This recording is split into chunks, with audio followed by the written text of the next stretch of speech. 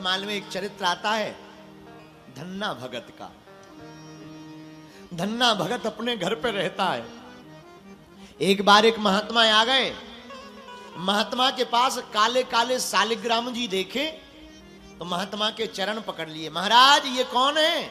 छोटा सा बच्चे थे। महात्मा ने कहा अरे ये शालिग्राम जी हैं, भगवान हैं, इनको दूध दही खवाया जाता है तब ये कृपा करते हैं, बड़े प्यारे हैं। महाराज अब तो हम भी सेवा करेंगे, हमको शालिग्राम जी दे दो। महात्मा को बड़ा संकोच हो गया। क्यों?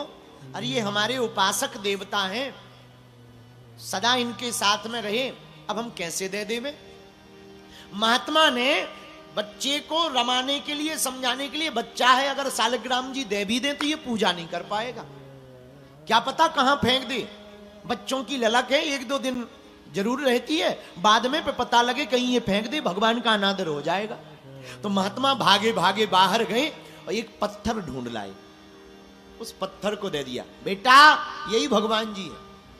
अच्छा महात्मा जी पूजा क्या करनी है?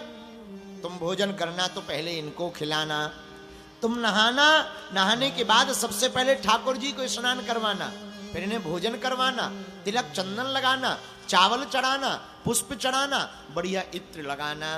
धन्ना के मन में ये बात भर गई। महात्मा तो चले गए। धन्ना ने, उस धन्ना भगत ने, छोटे से बच्चे ने ठाकुर जी की सेवा प्रारंभ कर दी। दूसरे दिन नहाया, भगवान को भी नहलवाया, उस पत्थर की बटैया को। भोजन माँ ने जो बनाया था थाली लगा के ले आया, कोने में ले जाके बैठ गया, लो खा लो, प्रसाद पालो। अब पत्थर की बटैया क्या खाक खाएगी? 1 घंटा हो गया, कुछ हुआ ही डूबा ना होवे, न रोटी टूटे न चावल फूटे। धन्ना बड़ा परेशान। 2 घंटे हो गए, 3 घंटे हो गए, बार बार मनाता रहा, क्या बात है, भोजन में कोई कमी है क्या? हमारे गुरुजी तो कह रहे थे कि आपको रोज पवाना, भूखे रह जाओगे तो तुम कहीं गुरुजी से शिकायत मत कर देना, कृपा करके बताओ तो क्या बात है, आप प्रसाद क्यों नहीं पा रहे, आप भोजन क्यों नहीं कर रहे, आप भोजन को आरोग्य क्यों नहीं रहे? और सुनो ठाकुर जी, शालिग्राम नाम है ना तुम्हारा, सुनो, अगर तुम भोजन नहीं करोगे तो मैं धन्ना भगत भी वचन लेता हूं, जब तक तुम नहीं खाओगे मैं भी नहीं खाऊंगा। आंखों से आंसू बहाने लगा, बैठ गया। 5 घंटा हो गए, पूरा दिन हो गया, कोई हुआ डुआ नहीं, रोटी ज्यों की त्यों रखी। अब तो ये शिथिल होने लगा, भूख के मारे बेहोश होने लगा, प्यास के मारे गला सूखने लगा, कंठ सूखने लगा, होंठ सूखने लगे, आंखों से झरझर आंसू बहने लगे, बार बार गिर जावे और फिर उठे, फिर हाथ जोड़कर कहे पालो ठाकुर जी, ओ शालिग्राम भगवान पालो। भगवान कुछ ना बोले। अंत तो गत्वा, जब इसका शरीर कांपने लगा, आंखें बंद होने लगी, भगवान ने सोचा कहीं ये मर ना जावे, तुरंत शालिग्राम की बटैया से ही ठाकुर जी प्रकट हो गए। और प्रकट होकर के ठाकुर जी ने पहले प्रसाद पाया, फिर अपने ही हाथ से धन्ना भगत को पवाया। अब बढ़िया रहा। हाथ जोड़ के बोला इतनी देर में क्यों आए? भगवान बोले कुछ मत पूछो, बिजी थे, व्यस्त थे। अच्छा कल समय पे आ जाना। भगवान बोले मतलब रोज आना पड़ेगा? बोले तो कौन खाएगा? रोज आने का मतलब क्या है? प्रसाद तो रोज लगाया जाता है ना, भूखे नहीं रह जाओगे, कमजोर पड़ जाओगे, ये गाल तुम्हारे जो भरे हुए हैं ना चिपक जाएंगे। अच्छा अब भगवान रोज आने लगे। एक दिन भगवान ही बोले धन्ना भगत से, भैया जिसका खाना चाहिए उसका कुछ काम भी तो करना चाहिए। धन्ना भगत बोला महाराज क्या करोगे तुम? भगवान बोले एक काम करो। तुम काम क्या करते हो? धन्ना भगत बोला महाराज हम तो गायें चराते हैं। ठाकुर जी बोले एक काम करो, तुम घर पे रहा करो, हम तुम्हारी गायें चराया करें। और ठाकुर जी गायें चराने जाने लगे। ऐसी लीला कई सालों तक चली। भक्तमाल की ये सत्य कथा है। मेरे प्रिय जनों, अगर तुम्हारा भाव प्रबल होगा तो पत्थर में भी परमात्मा प्रकट हो जाएगा। अगर तुम्हारा भाव दृढ़ होगा तो पत्थर में भी भगवान प्रकट हो जाएगा। लेकिन बात भाव की है, बात स्थान की है, ये बहुत महत्वपूर्ण है। तुम किसकी शरण में हो, तुम किसके साथ हो। भक्त के साथ रहोगे तो तुम्हारा हृदय भी भक्त बन जाएगा, तुम्हारा मन भी भक्त बन जाएगा। इसलिए तुलसीदास जी ने कहा, सब सुख लहे तुम्हारी शरणा, तुम रक्षक काहू को डरना। तुम्हारी शरण में सब सुख मिलेगा।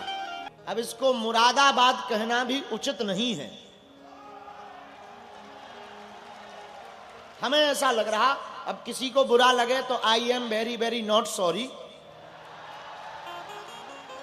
हमको ऐसा लग रहा, जिस नगर में सिद्धबली हनुमान मंदिर हो, हरिहर मंदिर हो, गढ़गंगा हो, शीतला माता मंदिर हो, कालका माता मंदिर हो, बैरनी शिव महाराज का मंदिर हो, नीम करोली बाबा का मंदिर हो, गंगा जी जहां प्रकट हुई हो, ऐसे मुरादाबाद कहने में इन मंदिरों की अवहेलना है। मुरादाबाद को माधव नगर कर देना चाहिए।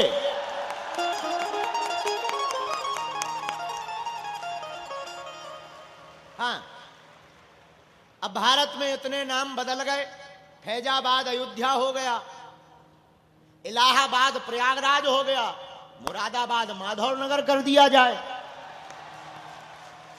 कौन सा बड़ी बात है कि उपद्रव हो जाना है। पर माधव नगर लेने से कई लोगों के पेट में अपच हो जाएगी। और कई लोग हमको कल ही न्यूज में दिखाएंगे, ये भाई साहब लोग जो खड़े हैं ना, दांत निकाल रहे खीसा, ये कल ही न्यूज में बाबा का विवादित बयान, मुरादाबाद का नाम बदलने की मांग, ये तुरंत कल न्यूज छापेंगे। बड़े महापुरुष हैं, लेकिन ये हमारा परिवार है। सच बताएं, इस भारत में लोकतंत्र है, इस भारत में चौथा स्तंभ मीडिया है। इसलिए आज भी गरीबों की आवाज और हमारे जैसे छोटे लोगों की आवाज बुलंद है, क्योंकि भारत का चौथा स्तंभ अभी जीवित है। तो पत्रकार महोदय हरो, अगर मुरादाबाद माधव नगर हो जाए तो कोई दिक्कत है? तुम यहां करवा देने, हमारी तो जरूरत ही नहीं पड़ने, तुम यहां बुलडोजर चलवा देने। लोगों को लगेगा कि ये उपद्रव करने ही आते हैं। अब हम क्या बताएं, हमें हनुमान जी ने भेजा ही सच बोलने के लिए है, हमारे मुंह में टेप नहीं है। तो हमारा भाग्य है, सौभाग्य है कि हम मुरादाबाद उर्फ माधव नगर आए हैं। क्योंकि देखो भाई, हमें तो बड़ी अंदर से उद्विग्नता होती है ये नाम बोलने में। अब बुरा ना मानना, सबकी अपनी अपनी भावना होती है।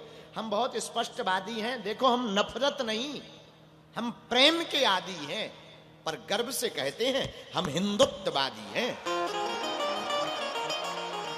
हम किसी भी मजहब के विरोध में नहीं है, उनका सम्मान है, लेकिन हम अपने सनातन का सम्मान नहीं छोड़ेंगे, अपने सनातन का अपमान नहीं सहेंगे।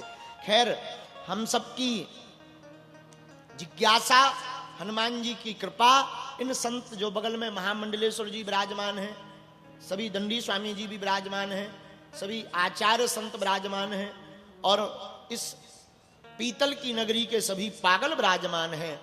आप लोगों की भक्ति, हनुमान जी की कृपा और हमारे श्री सन्यासी बाबा की दया से 3 दिन तक हनुमान कथा कहने का हमें जो सौभाग्य मिला है, ये नीम करोली वाले बाबा की छत्र छाया, शीतला माता की कृपा है। जैसी हमसे टूटी फूटी बनेगी, हम आपको जीवन जीने की कला सिखाने के लिए, हनुमान जी के चरित्र को आपके चित्त में प्रवेश कराने के लिए 3 दिन तक प्रयत्न करेंगे।